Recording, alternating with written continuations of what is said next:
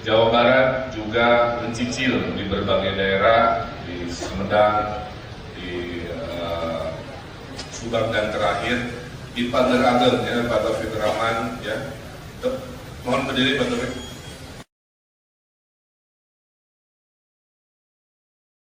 Beliau menghibahkan tanah pribadinya, tapi bangunannya dari APBD Provinsi Jawa Barat membuat pusat kebudayaan seperti ini di Kabupaten Tasikmalaya, kira-kira begitu.